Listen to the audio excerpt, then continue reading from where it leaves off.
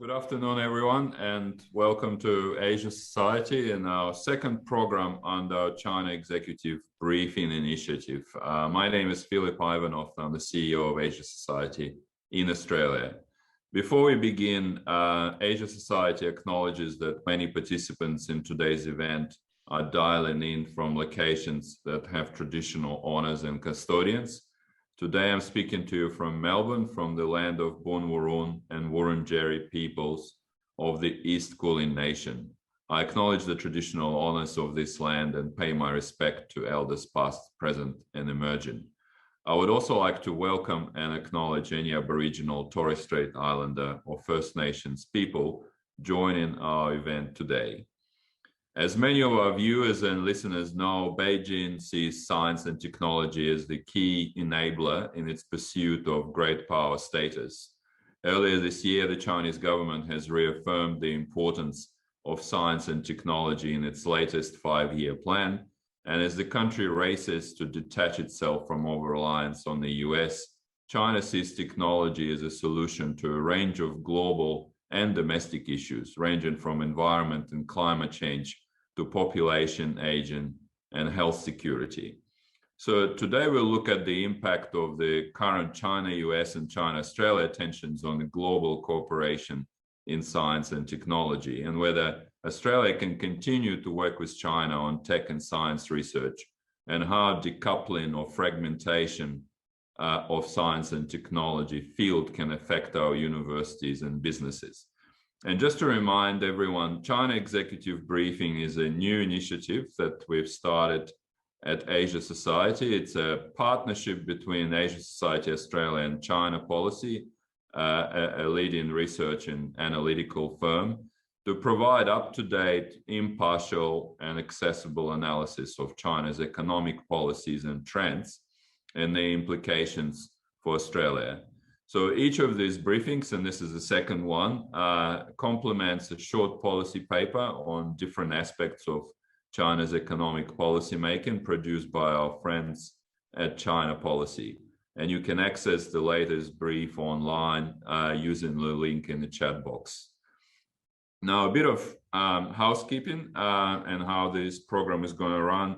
So we'll have 30-minute panel discussion, and then we will move to Q&A. We want to make it as interactive as possible, so please have your questions ready and submit them through the chat box on your screen at any time, and we will do our best to answer them all. It's now my pleasure to introduce our speakers. First of all, today's session will be introduced and moderated by Liza Lin.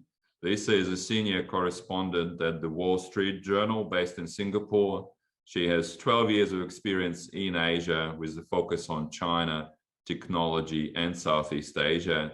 And prior to the Wall Street Journal, she worked for Bloomberg News in Shanghai and Singapore. And her current work focuses on China, surveillance, and the Chinese internet. Joining us from Beijing, Chim Lee leads China Policy, Science, Technology, and Innovation team, which gives analysis and guidance to public and private sector clients on China's innovation policy issues. He specializes in emerging technology trends in sectors including 5G and electric vehicles, and related issues such as cybersecurity, competition policy, and the digital part of the Belt and Road Initiative. Michael Milne, who is Executive Director of the University of Sydney Centre in China. He was previously the Chief Operating Officer of the Charles Perkins Centre, also at the University of Sydney, and led it from its establishment in 2013 till the end of 2019. And from 2010 to 2013, he served as a Chief Operating Officer of the University Brain and Mind Center. Finally, Dr. Yuan Wang is the head of the Torch Innovation Precinct at the University of New South Wales in Sydney. Prior to this position, Yuan has been a research fellow since 2010 at UNSW Schools of Chemical Engineering and Civil and Environmental Engineering, following completion of her PhD at the UNESCO Center for Membrane Science and Technology at UNSW. So very esteemed panel who know everything that one needs to know about science, technology, and China. So welcome everyone. Thanks again for participating in our panel. It's great to have you with us, and I'm really looking forward to today's session. For a full view of the expertise of our speakers, and please be sure to click on the link we're sharing with you now to read their full bios. And of course, don't forget that this event is a part of the China Executive Briefing Initiative, and you can see the latest micro report that we published just yesterday on China, science and technology and the future of hydrogen on our website. So thanks very much, and Lisa, over to you. Thank you very much, Philip. Good afternoon to you all in Australia. My name is Liza, and I work for the Wall Street Journal as a senior correspondent. I am currently based in Singapore, but I still do keep a pulse on China issues. So with today's discussion, we're planning we're talking about a very timely and interesting topic, tech competition and cooperation between China and Australia, China and the world. In the past decades, the economies of China, Australia, and those in the West have become increasingly interlinked. And beginning last year, because of the COVID crisis and other geopolitical tensions, we've seen those bilateral relationships, including China and Australia's, come under some pressure. And at the same time, an already hot technology race between the US and China has intensified further, and many Chinese and Western tech companies have been caught in the crossfire. As these tensions with China grow, many countries, including the US and Australia, are reassessing the value of tech and scientific cooperation with China. And everyone's also thinking of ways to limit their exposure to Chinese technology. Today's panel seeks to give you an idea of where China is headed with its tech ambitions, the areas of potential collaboration for Australian universities and companies, and how Australian entities can just avoid being collateral damage in a technology war between the US and China. So just to set the scene, I'll point to an economic blueprint released earlier in the year. Chinese leaders tend to release a development plan every 5 years, detailing its future growth areas and the areas that they want to excel in. In this particular plan, the Chinese said they aim to speed up development of advanced technologies such as chips, AI, and quantum computing over the next 5 years. And to do that, they would be increasing government investment into basic research and offering more incentives for companies to grow R&D in these sectors. Just to give you an idea of where China already stands in the world when it comes to advanced technologies. In terms of AI, by some measures, the country is already ahead. According to a Stanford University report earlier this year, China recently overtook the US in terms of journal citations on artificial intelligence. And with 5G technology, it's probably common knowledge now that China is already ahead of the West in rolling out such technologies across the country. Handful users in China can tap into 5G cell phone plans, and in terms of base stations, the country has almost 700,000 5G base stations. And base stations are boxes that basically blast out 5G signals to consumers. China has about 700,000 5G base stations up and running in the country, and the US is far behind with 50,000.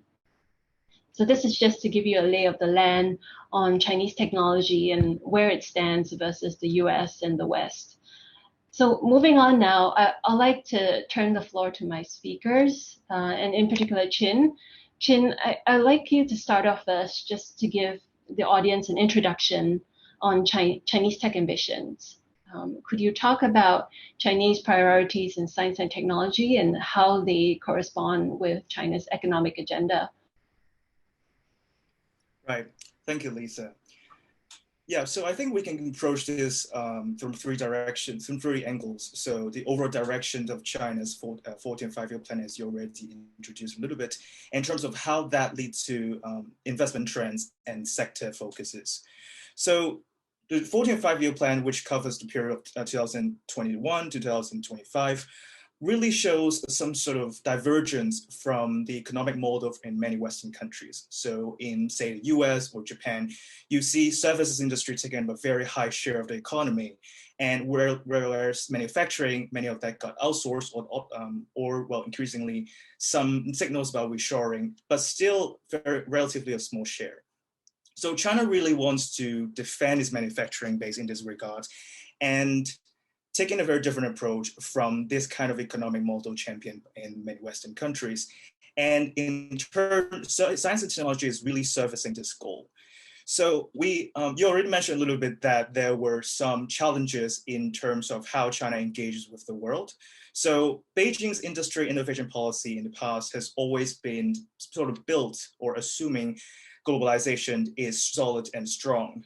But everything happened in the last few years mean that really clearly show that that is clearly not the case. And Beijing really wants to make sure that China has the capacity, domestically at least, to ensure that the industry chains are resilient. And so Beijing, in the meantime, though, is still very much aware that foreign enterprises and research communities are still very much instrumental to China's science and technology aspirations.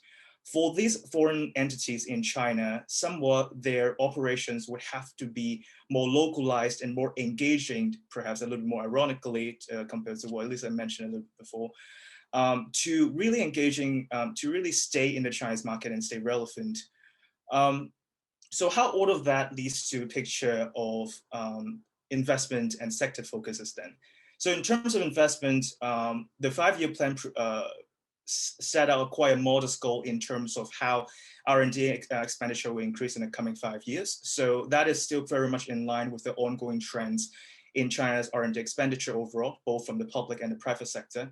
What stands out, however, is that China hopes to invest much more in basic research. So this is really considered by the Beijing's leadership as the long-term competitiveness in manufacturing, as well as other areas of instrumental to China's economy. And this also includes, of course, reinventing some of the wheels that were pretty much dominated by the West.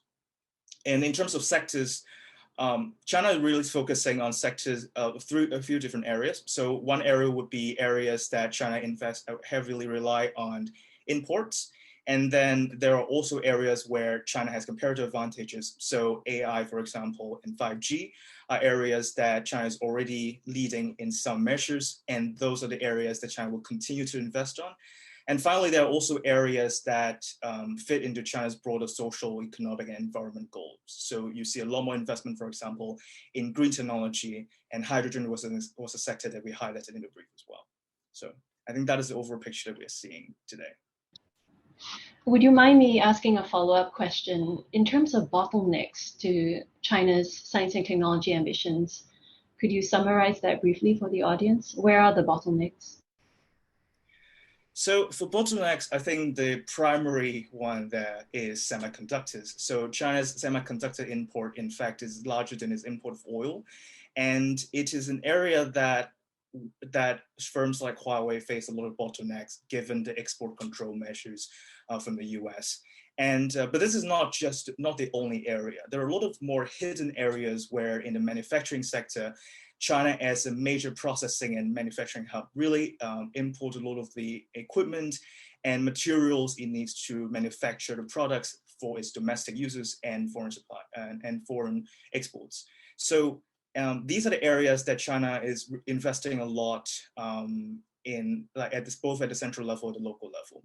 One of the things that we see lately is that local levels are setting up these positions, government positions called supply chain chiefs, where they are essentially tasked to oversee the entire supply chain within their local regions and to see what are the choke points within the supply chains and try to find solutions for them.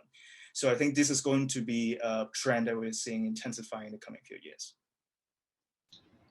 Yeah, thank you so much, Chim. That was a really insightful breakdown on China's ambitions. I guess I would turn the floor now to Michael, just to seek your opinion, Michael, on how does China's technology and science ambitions impact Australia? You know, what's been your experience at the China Center at the University of Sydney? How would you break it down? Yeah, thanks, Lisa. I think the first thing to say that the impact in some ways is quite positive because, as I think your introduction and Chim's analysis indicates, there's significant investment in areas where we have common interests from a research perspective and a research collaboration, including technology transfer and commercialization perspective. So there are significant opportunities for collaboration across a number of areas, for example, health, agriculture, food, and environment, just to name three. So that's significant investment, which has been occurring over some time, and its sharper focus now in some particular areas does provide opportunities for collaboration. I think Chim's point about the basic science is a really good one because it's the discovery side of things coming out of basic science that I think is one of the things that China is most interested in engaging with and engaging with the West on, and being able to develop that further along that R&D development pathway. So we're seeing investment. So in the space that I work in particular, which is about supporting the university to develop collaborative opportunities with partners in China, we're seeing investment at a national, provincial, and a local municipal level, as well as through particular agencies in China that are tasked with developing collaborations and investing in collaborations between Chinese entities, research entities, research institutes, industry, and international partners. And there are significant funds on the table for this type of activity. Just on the decoupling issue, I think it's a complex one to discuss because I think we need to understand what we're talking about when we're talking about decoupling. It has many elements to it, and it does have a broader impact across geopolitical arrangements as well as economic ones. Just to follow up on the decoupling question, Michael, if I may, what do you see as the most realistic scenario for US-China tech decoupling? Are we even going to see that happen?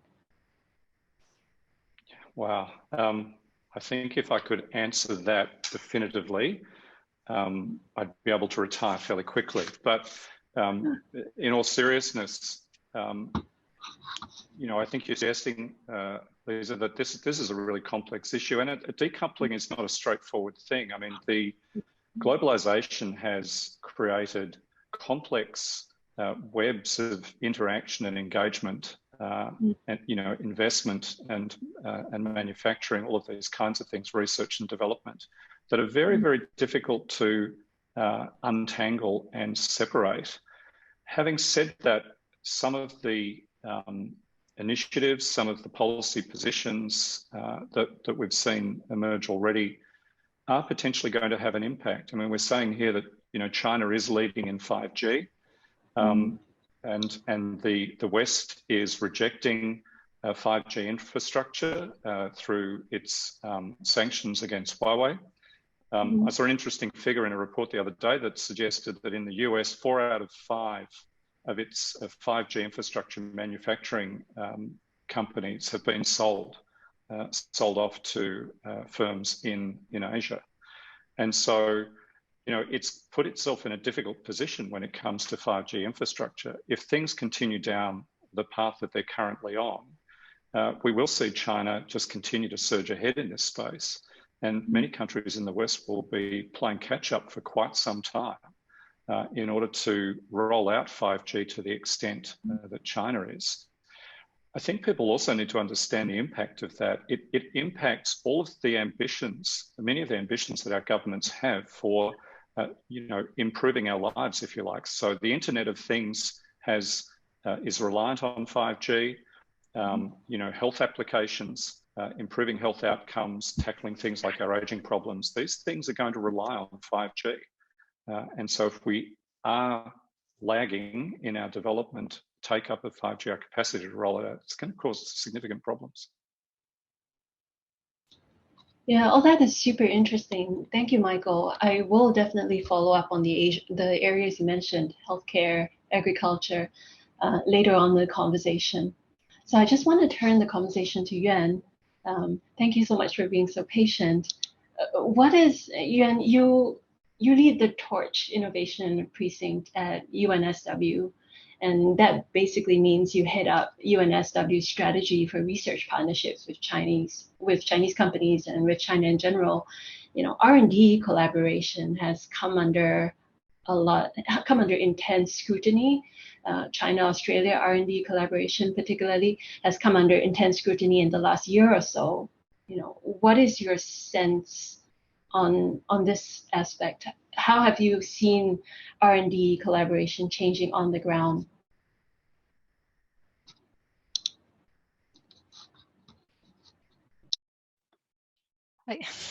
So actually, we didn't really see much change pre-COVID, say just before March last year.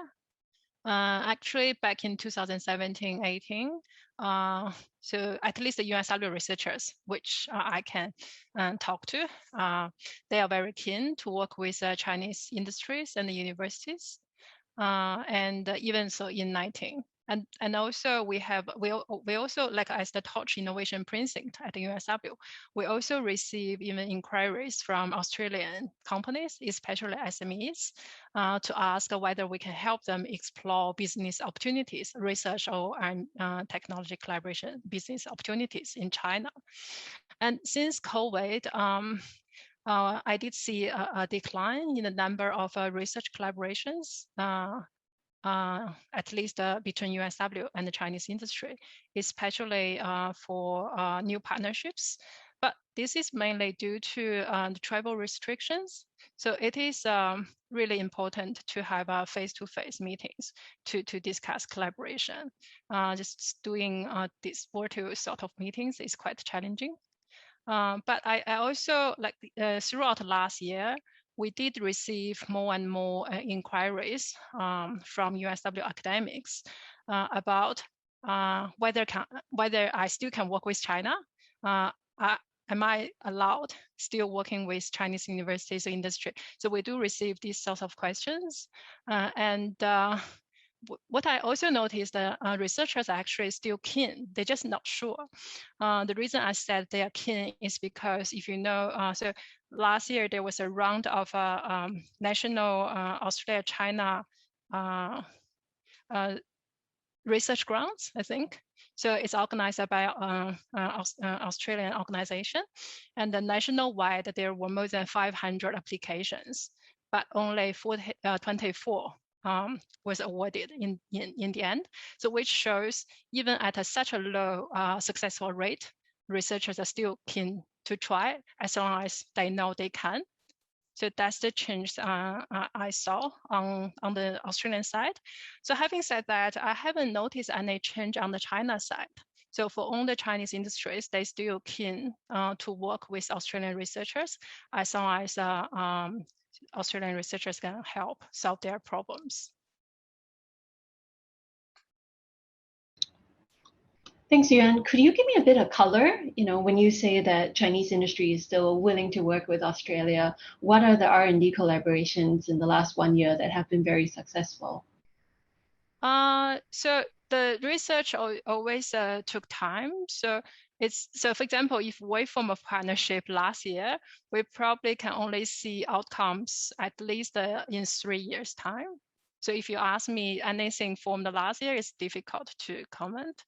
But we did have a good example of so as one of the like a flagship torch projects that we organize at the UNSW is that we leverage the strong manufacturing capabilities that Chinese industry has to fabricate. So the initial idea is on a innovative desalination device that can help to provide safe drinking water to remote communities in Australia and other parts of the world. And but so the idea was from UNSW, but it's difficult to implement the idea into reality. So we're lucky to have a Chinese partner and then leverage their strong manufacturing capability and then making some prototype units and then bring back for field trials in Australia now. So that's a very good example. What would you say to Australian researchers who are still very willing to engage with China? What advice would you give them? How would you ask them to manage the situation at this point? So we never, so at UNSW we never change our protocols. Just so we have our own due diligence checks on any partnerships, and we follow Australian government's protocols on things like export controls. So we never changed. And then I think so the policies haven't changed. So we always give the advice to our researchers that we just follow the same protocols and what protocols they really should follow.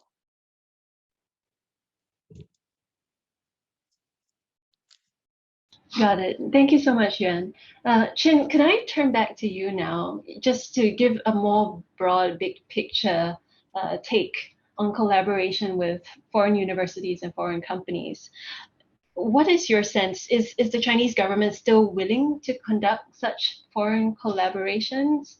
How is that being viewed in China? And yeah. Right. I think Beijing overall and especially probably at the local level in China, there is still very, very strong interest to work with international researchers and research community and businesses as well. Even like, I think not so long ago, there was a speech released by Party Media from Xi Jinping talking about how how international collaboration is still very much instrumental to China's science and technology aspirations.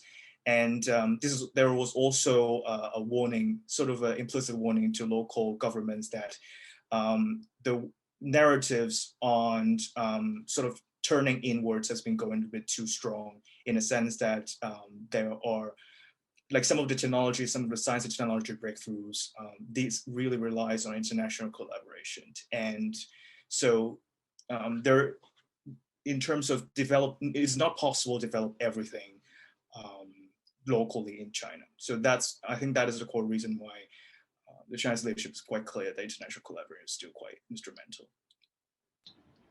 I guess there are a lot of internal pressures in China as well. The need to constantly keep up economic growth, the need to constantly keep its populace happy. That's the social contract. How does science and technology help achieve those goals? So I think in economic terms, science and technology have been contributing quite a lot to China's growing economy. So I think a very big area there is the digital economy. I think, well, both 5G and AI are quite good examples in terms of how China's digital economy has been growing very quickly over the last 2 decades. But on things beyond sort of the economic terms, we're also looking at how China is using science and technology to improve its soft infrastructure.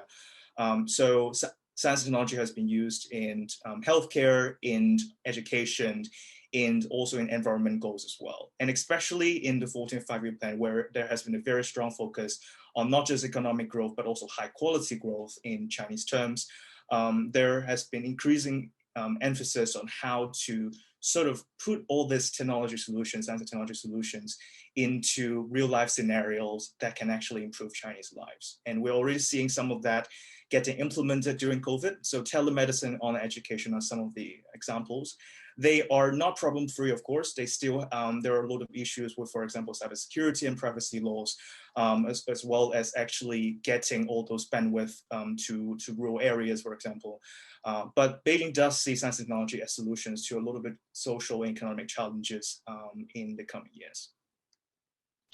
Could you talk to some of the fears that foreign companies have, collaborating in China?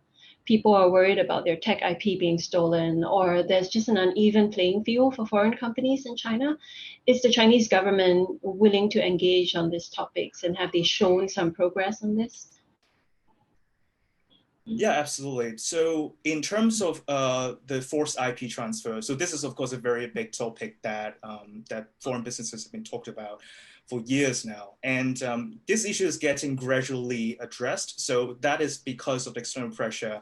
Well, if you read the U.S.-China trade deal, there was like a huge provision on that specifically. But this is also indigenously driven as well. So Chinese companies have been talking about there needs to be good IP protection for them to really focus on research and in turn commercialize the technologies.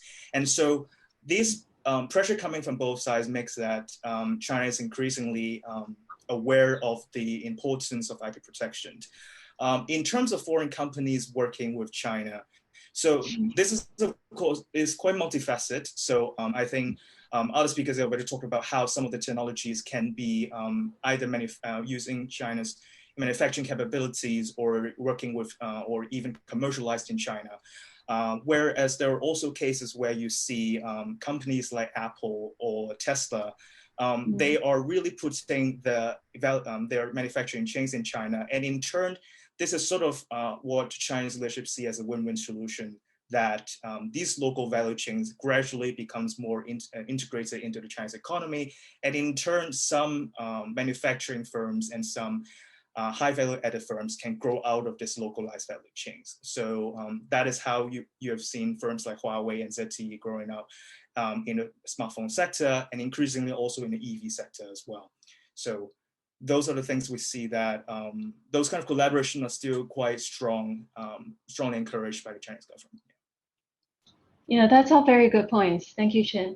Michael, if I could turn back to you once more, and because I know the clock is ticking and time is running out, would you be able to talk about the win-win collaborations that Chim just flicked at earlier?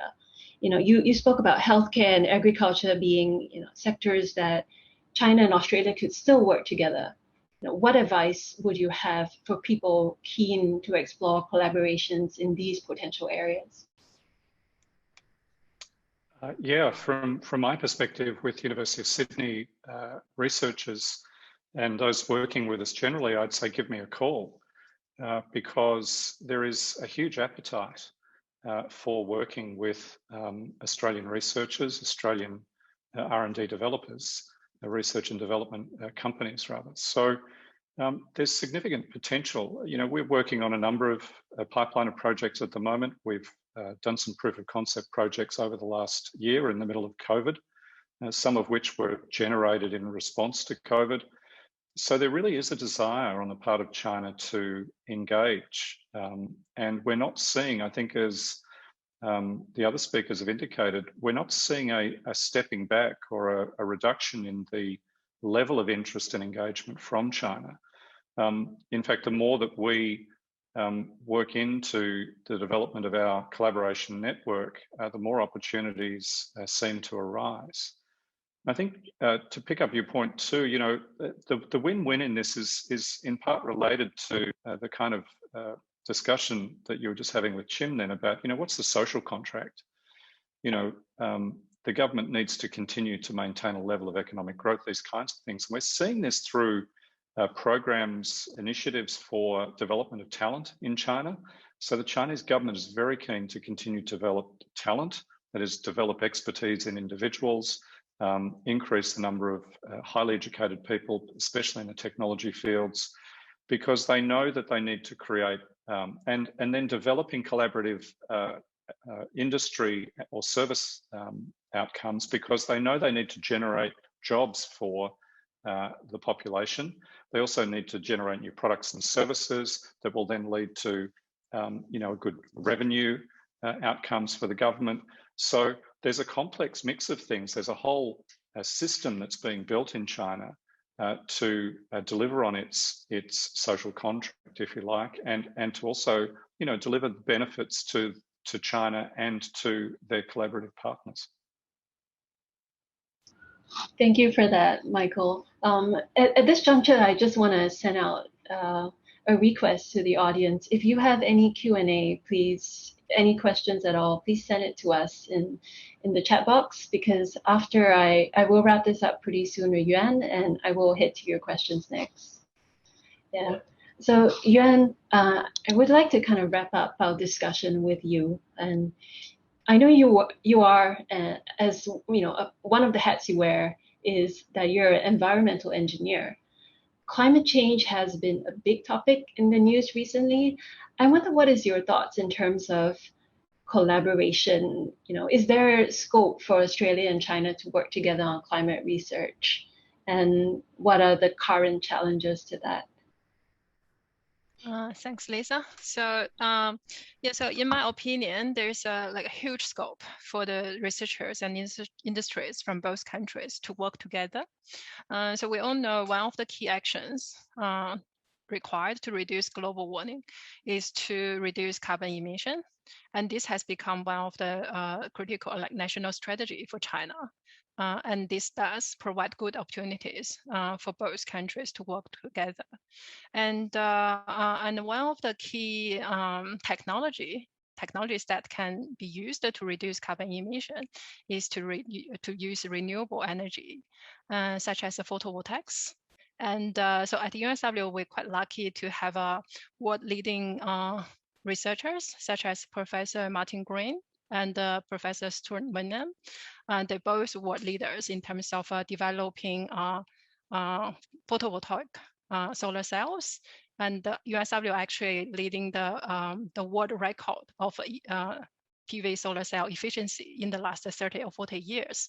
But you know, university is not a house to commercialize this product and really make community to have access to these great ideas.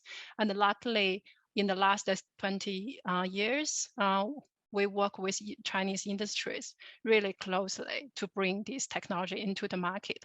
And it's a diverse range, so that dozens of industries, so which bring, so fast track the development of the technology, and also can have a diverse range of products that what you can see in the world of using PV panels.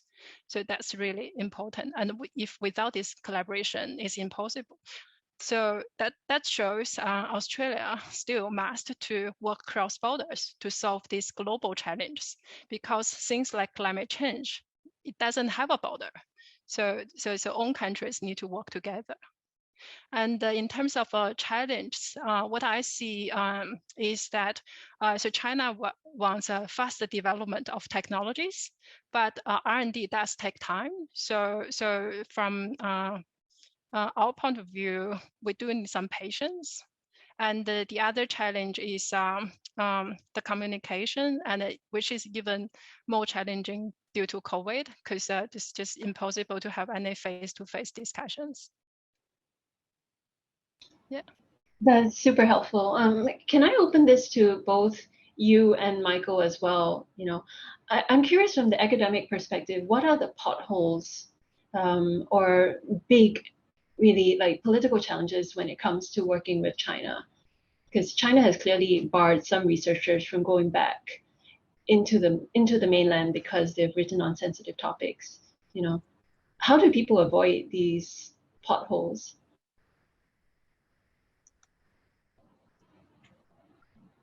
You can go first, Yuan, if you'd like. I think so. As I said, on this global challenge, I don't think it should be any barrier. Like anyone should set up any barrier, because it's really just so that the whole Earth is facing, not a specific country. Yeah, and I think, look, I think that we have to acknowledge that we're going to have different views on some things, and our academic staff do need to be able to work in their areas of expertise and to publish and speak within their areas of expertise. And there will be some disagreements about particular things between Australia and China. Having said that, I think some of the biggest challenges for our academic staff working with Chinese collaborators is actually the political climate in Australia at the moment. It's not a simple one-way street here where we have some challenges. It is the political climate here at the moment that is creating challenges. And you know, a number of people have written on this, including over the last few days, about the dominance of a kind of security weaponizing of security concerns in domestic politics that is creating some concern amongst researchers. They do fear sometimes that they're going to actually be pilloried in the press simply for collaborating with Chinese researchers on areas of shared interest and shared concern. So from a political perspective, these are some of the challenges I think that are sitting there at the moment, not just ones that may relate to the way in which China responds to particular research on questions that it has a different view about. Thank you so much for clearing up some of these misunderstandings and talking about this topic. So right now we do have a question from someone in the audience. So let me ask this really quickly, and I'll open it up to the three of you. Whoever wants to answer is fine. How can Australian businesses work with Australian universities to form research partnerships with Chinese organizations? And are there successful models of collaboration that they can follow?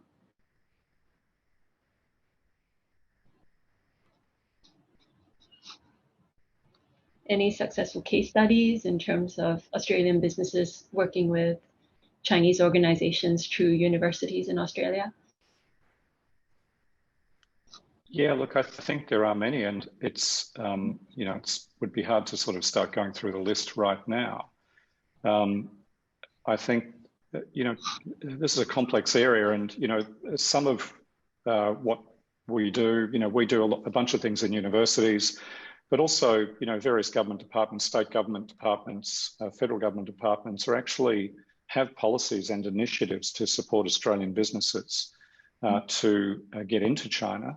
Austrade is one of the most obvious ones.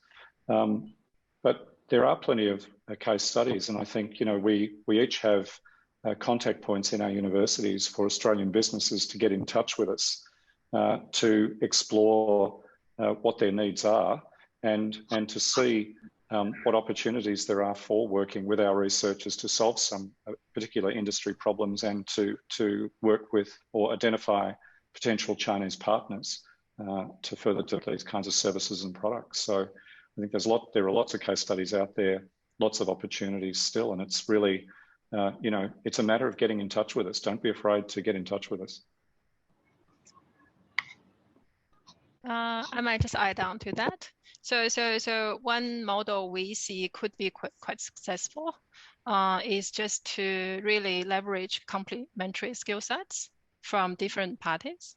So Australian universities are powerhouse of ideas, but to implement that, we need Chinese industry who have quite a comprehensive supply chain and to facilitate faster prototype development.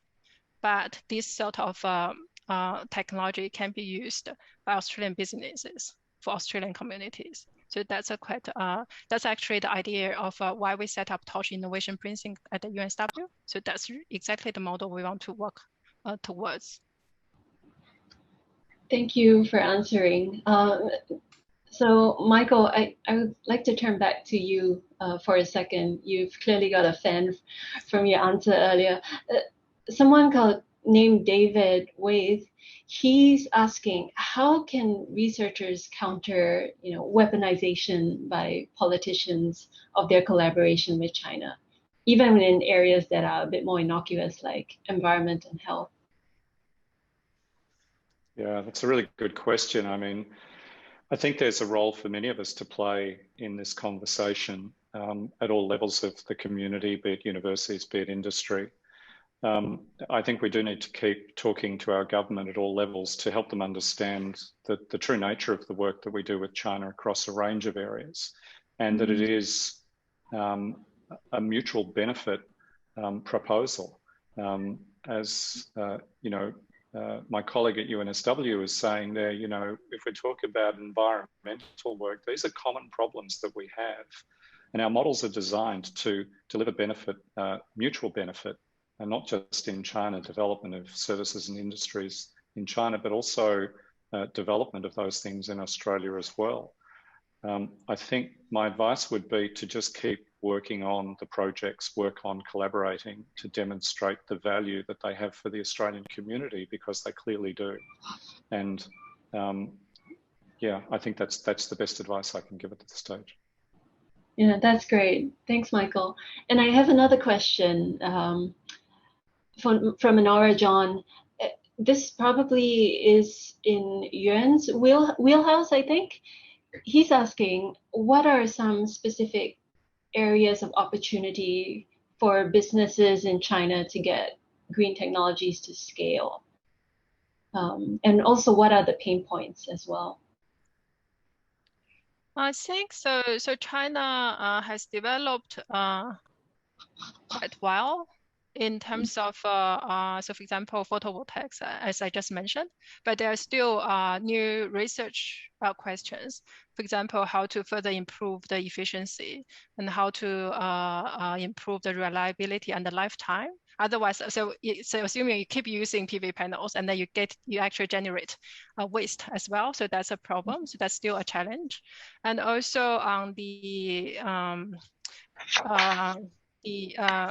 wind turbines. So that's a really good renewable energy case. It's already at scale. But right now, what China is trying to develop is also on the hydrogen technology. It's just about to take off. And there's still like, it's not just about how China to scale it. The pain points, I think, is just the readiness level of the technology and the whole, so the market size and the availability of investment, and also so there's a lot of issues, not just for China to scale the technology, but China has the advantage of, as I mentioned, it's quite comprehensive supply chain, and a lot of small factories can keep trying things, but they do need strong support on new ideas and also how to transform from a lab product to a real full-scale product. Can you talk a bit more about green hydrogen? You know, is this going to be an area of competition or friction with Australia in the future? Or would it be more collaboration? I would see it's going to be collaboration, because I think researchers from both countries are working actively on this area in terms of the production of hydrogen, and then storage materials. So and also safety issues. So there are lots of a diverse range of technical challenges that both countries or internationally need to solve together. That makes a lot of sense. It's a good argument for collaboration. I just have one last question, and this one's actually for Chim. Can I ask you to talk a bit more about China's internal circulation strategy, which has been in the press in the last couple of months? You know, are there any misunderstandings on that front of what you've seen in the paper? You know, how do you view China's internal circulation strategy? Right. I guess a little bit of background for the audience too. So China has been talking about this dual circulation strategy, where there should be one circulation domestically in China and one circulation internationally. So by circulation, they really means, well, trade and economic flows within and outside of the country. So a lot of the interpretation, of course, there is that China is sort of abandoning trade and instead focusing solely on its domestic economy. So there has been a lot of clarifications coming out from Beijing on this narrative. So indeed, China wants to strengthen up its domestic economy, but trade is still very much integral to China's economy and China's generally development. And so specifically on the internal circulation strategy, so there has been, I think gradually we're seeing a lot of initiatives coming up. So I mentioned a little bit earlier about how local government are setting up all these supply chain chiefs, about how they are trying to make all these supply chains at the local level more resilient to external shocks. So that is part of that strategy already. On the other hand, you also see a lot of things to make sure that like China's huge market is less bogged down by different kinds of restrictions. So one example there is that in recent months, we see a very significant increase in antitrust and competition law enforcement in China. And that is really to ensure that China's market is going to be much more vital and less bothered by this kind of predatory practices from businesses. And on a broader level, not just from antitrust, but also say local protectionism, unsustainable investment, where you see a lot of government debts in particular localities and whatnot. So these are all sort of measures emerging under this umbrella of internal circulation. In terms of their effects, we're going to wait and see a little bit before we make a better assessment in there.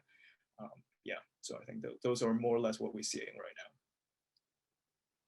now. Yeah, that's perfect. Thank you so much, Chim. So we are just kind of past 50 minutes past the hour, so 5 minutes overrun. So I think maybe it's about time for me to wrap up this moderation session. But it was great Q&A from the audience, and also a great sharing from our panelists as well. So thank you, Philip, for organizing this, and thank you, Chim, Yuan, and Michael for being on the panel.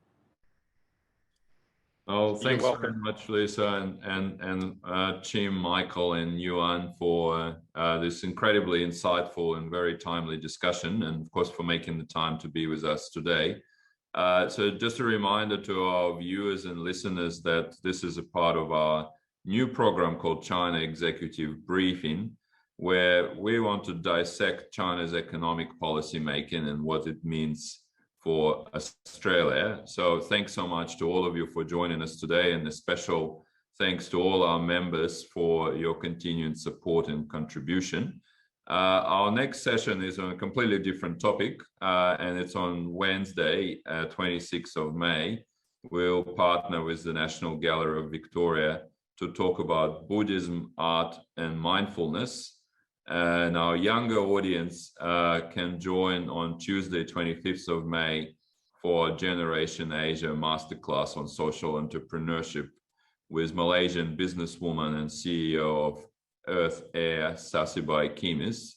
Make sure you register using the link in the chat box. Again, thanks so much for joining us, and let's keep this conversation, even on very difficult issues, going. Thanks again to panelists, and we'll see you next time.